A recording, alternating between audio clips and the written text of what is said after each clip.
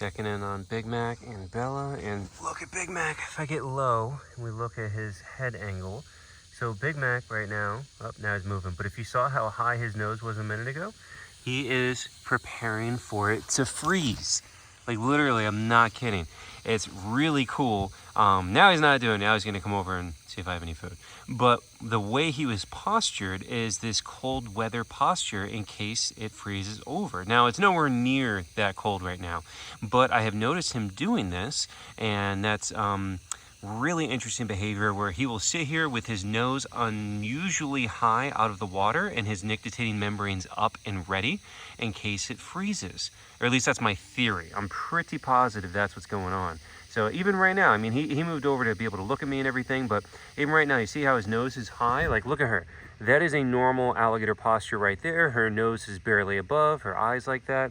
Her eyes are open without the membrane up. So he has his nose much higher than normal, and he has his membranes up, and that is getting ready for cold. So cool, so weird. You know, I've worked with alligators over 20 years. I've never seen this behavior because I've only worked with gators in South Florida where this doesn't happen. It doesn't get that cold. So it's really, really cool for me personally to be able to observe this behavior. Like, look at that. It's just so neat. Like it's so cool the way he's doing it. Now, if you're not familiar with it, alligators do range as far north as North Carolina, and up there it will freeze with their noses sticking up out of the ice. And so alligators are the most cold tolerant crocodilian, and it will just freeze right over at the nose, stick them out of the ice. It's really interesting. And also, just because I know it looks so crazy right now, look at his back leg. So that is his broken and healed back leg. Remember, Big Mac is the one that was hit by a car, and he had traumatic brain injury. He lost his eyesight for like 2 months. He still has scarring underneath his jaw, but that back leg was not from the accident. That is one that I'm pretty sure is from a fight with another alligator many, many years ago in the wild, and it just healed up, already broken. We've had the vet look at it, and basically, it cannot be reset or fixed. The only option would be to amputate or leave it alone. And seeing that it doesn't seem to bother him very much, so far we have elected to just leave it alone. Amputation is just not fun for anybody. Putting any animal under surgery and putting them under has risks of them not coming back out. And so far it's not worth the risk as long as it's not bothering him. Now, if it becomes a problem and, you know, he's really having issues with it and it's a quality of life issue, then we would amputate the leg. But right now, it doesn't seem to be that, and I don't want to take the risk of him never coming out of it if we put him under to do surgery or something like that, you know. So right now, I think it's better to just leave him and his bum leg alone. This is also our new pump system, filtration for the gator ponds. It's not up and running yet. We had a delay on the, oh, look at him. We had a delay on the UV filter. So once that's in, we'll finally get this thing hooked up. It's just been months of like, oh yeah, we're gonna get it tomorrow. We're gonna get it next week, and blah, blah, blah, and just not happening. So hopefully we get the UV filter in and we can get this system up and running hopefully soon. And then here's Dino. He just went down as soon as I walked up, actually. So he's our biggest alligator at 11'4". And then there is his girlfriend, Matcha, down there at the bottom. She's 5'4", I think, or 5'2", something like that. So he's a big dude. So hopefully we get that system going. So their pond will be the first one that'll be hooked up to the filtration system as the trial. You can already see that algae creeping in on the sides there. So hopefully we get that thing up and running soon, and it'll help control that algae. And then once we get the system going and everything, I'm really excited about the idea of putting fish in here. Because once we have that thing up and running, and I don't have to drain this down all the time, and we have it working, we'll be able to actually put fish in here. Oh, these cute little prairie dogs. Oh, Poppy. He just rolls over like, yes. Oh, Poppy. He loves his belly rubs.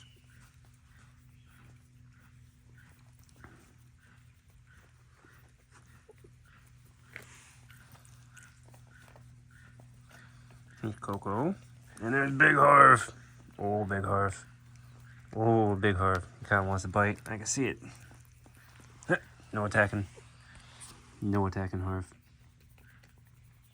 Look. Look at his little tail. What are you doing? What are you doing, Harv?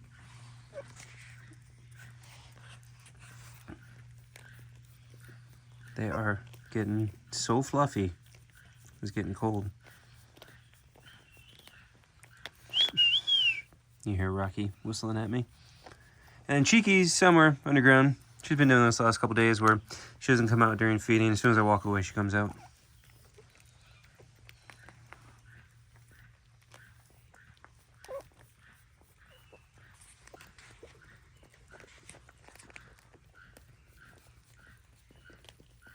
Look at that little ears.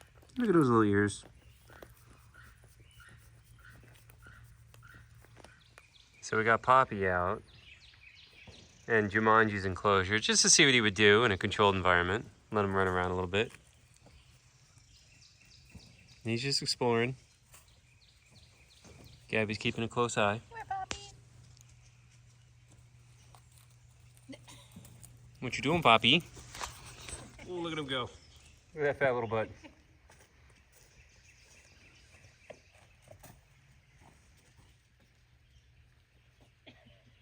He just wants attention.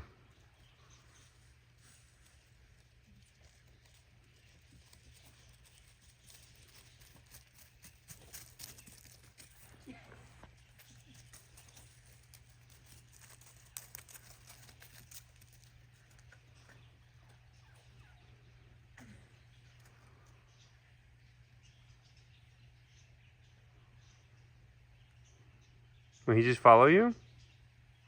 Well, he's following my hands. Oh, look at him go.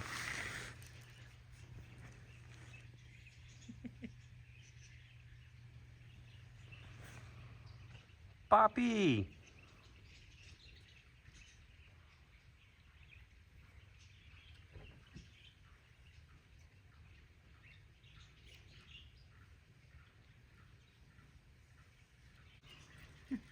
Poppy. Poppy. You put your hand out, he'll follow you. Poppy. Oh, Come here, Poppy. uh-oh. Uh-oh. Uh-oh, Jumanji's waking up. Who's in my swamp? Oh, he's coming to you. Oh, hi, Poppy. Distract him so I can grab him. Oh, hi, Poppy. Jumanji is not happy. Oh. What's Jumanji looking out like? Who's in my swamp? We haven't seen him in 3 days. He's been in this house, and as soon as he heard commotion. Okay, Poppy. I'll go back. All right, guys. So I get them all to run down here at the golf cart.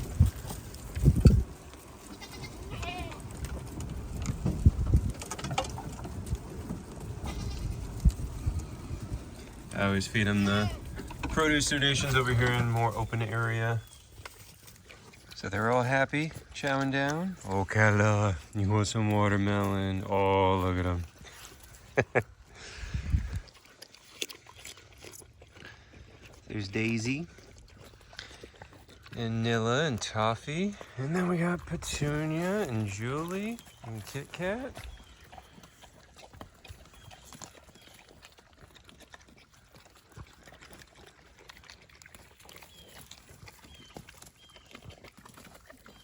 Oh, by the way, when you look at Petunia like this, you see those lines on the side. Those are not ribs. Everybody thinks those are ribs. They are not. That's just kind of how the skin folds, I guess. I don't know. But, I mean, I literally feel them. They're not ribs. But everybody's always worried. It's not. Don't worry. Oh, he's our gold boy. He's got his alligator toy. Oh, he's got his alligator toy. He's so happy. He's so cute. Good boy, Ocala. Oh, it's our good boy. Yeah. That's a good boy. He's so cute. And he does his little prancing dancing. Oh, he's our good boy. Oh, look at that. Oh, look at it. Oh, he's our good boy. Oh, he's our good boy.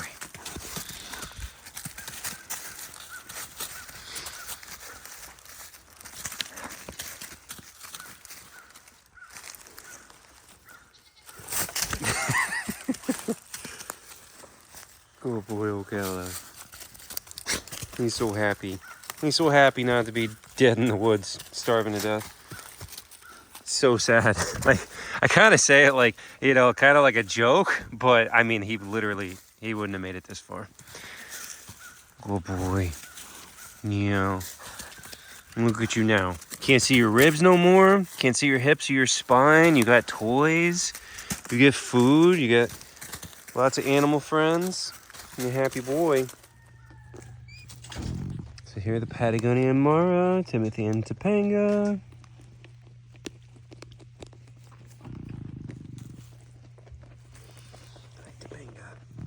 Oh, hello. And that's about the extent of affection that she'll allow. They're not like unfriendly. Well, maybe that one is, but no, I'm kidding. They're not like unfriendly or anything like that. And you can hand feed them, you know, they'll do that, but they just don't seem to be very affectionate or want you to pet them. Well, not good enough. There's pellets. See what this? Oh, Timothy. Bad boy, Timothy. So they're getting chicken drumsticks, which means Hazel took hers and ran to the corner. Shippo's up here chowing down. So here's Yue, and then Kira down in the log. She's gonna grab her drumstick and run. So they've got chicken drumsticks, freeze-dried raw chicken, blueberries, apples, some strawberry, some exotic canine diet as well. Bye.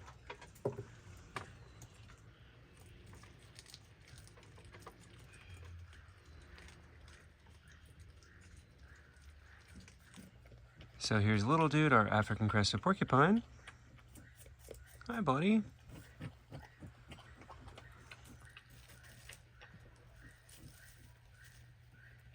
So he's eating some eggplant. What a cool animal. It's a giant, giant spiny rat. Like, he's a rodent, you know? I mean, look at him. Imagine this thing. Like, it's a giant rat covered in spines that can literally kill a lion. Like, what a wild creature.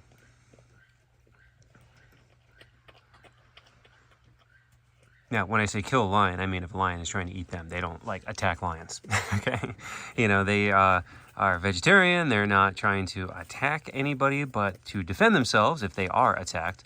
Yeah, they have been known to kill a lion with those quills. You know, I'm sure they also lose that battle sometimes, you know. It probably goes in the lion's favor sometimes as well. But just when you see how big and thick some of these quills are in the back, you're like, oh my God, you get that through your chest into your lung or your heart. Yeah, you can imagine how that'll end it for you. It's pretty wild. But otherwise, he's a very nice, sweet boy. Except during feeding. Yeah, no getting close to him during feeding. Hi, Zazu. Oh boy. Good catch. Good catch.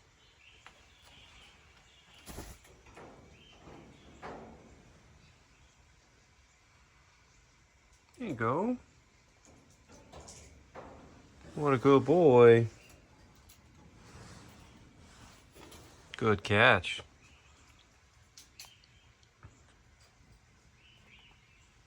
He's so cute. Yeah, he's a happy bird. Let me get you another one. Whoop, that was a bad throw. There you go.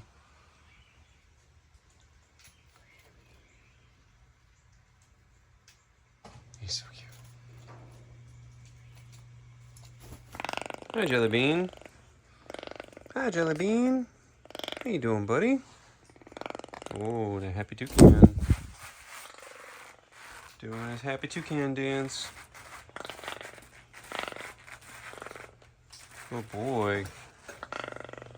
That happy boy. So he has some blueberry, of course. He's got some grape. He's got some pear, some cantaloupe, some apple, and then his pellets over there. So, being a softbill, that's the group that they're known as. Softbills are the toucans, the hornbills.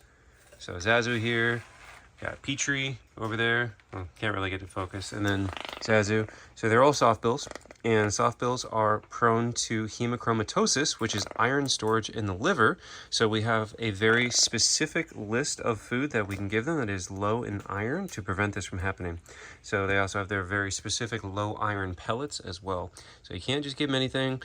You definitely don't give them Fruit Loops. All right. Now we're in the small parrot aviary.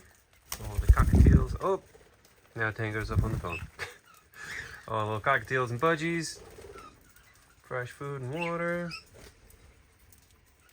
And some millet, some veggies.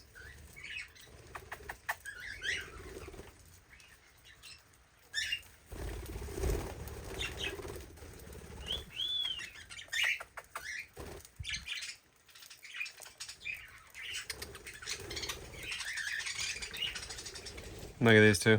So I got candy on my head and Tango on my shoulder. Hi guys. You look very comfortable. Chunk Skunk. Look at her just waking up, coming out of her log. Oh, good morning. Good morning. What you think? You know, you just woke up. Oh, she just woke up. Oh, she's so warm though. Being inside that log. Over hay. Oh, she's kicking her back leg on that scratcher. Yeah. Oh, that's a happy skunk. It's a happy skunk. Yeah, what do you think, huh? What do you think? You just woke up. So she's got a bunch of good food today. She's got corn. She has some little Cheerios on the top as a treat. She got raspberries, eggplant, cantaloupe, watermelon, some freeze-dried raw chicken for protein.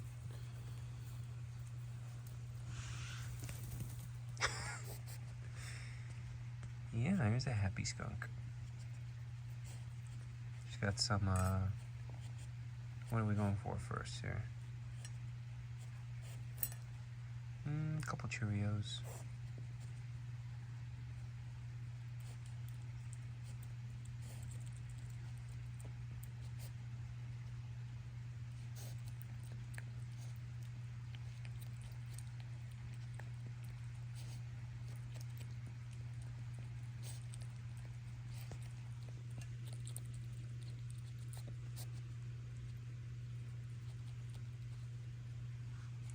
A nice little variety. Here are these crazy Fennec foxes. Well, the only one that's crazy is Sierra. She already has a mouthful of food. She's running around trying to find a place to bury it. And then Jet is in there chilling. You can see his tail. Yeah, Sierra just took off to go cache her food, bury it somewhere.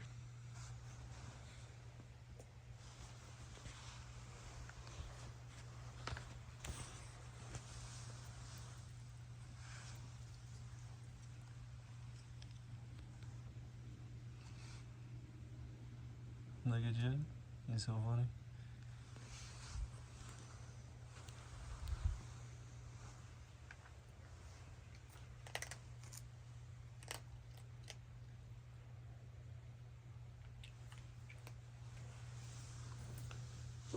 And she's gone.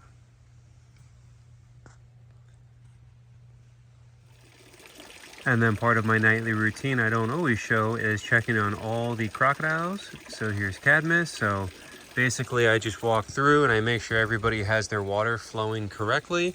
That nothing, I don't know, a tree or a branch fell and didn't alter it or something. Make sure all the crocs are actually in the water where they're supposed to be. So that's something we do every night. Check on everybody.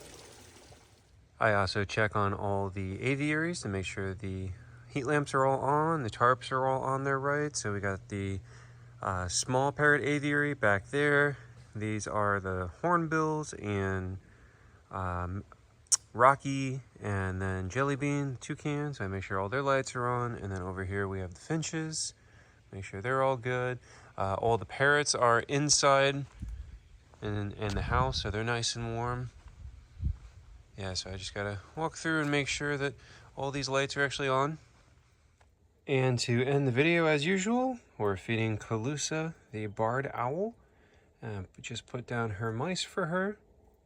So we are on her blind side. You can see her eye right there. Well, now you can't. But you can see how like kind of grayish blue that was. So that is her bad eye where she has glaucoma. So every morning I give her eye drops for that eye. And then if you'll recall, she has a permanent wing injury on her other wing from being struck by a vehicle 10 years ago. There's a really good view of the two eyes and how different they look. So owls are sadly very often hit by cars. Whenever I'm driving, I see them on the side of the road dead all the time. So we do try to remind everybody, you know, when you're driving at night, especially in country roads, to try to slow down, watch for wildlife. A lot of people tend to speed since the roads are empty and they're like, oh, there's nobody there. I'm going to go, 20 over the speed limit or whatever. And people fly down these back roads. And owls get hit a lot. They do often sit on the side of the road and hunt the mice that come out in the opening of the road. It makes it easier for them to catch. So, again, just watch the road and watch out for wildlife, guys. And on that note, we'll end the video. Thanks for watching.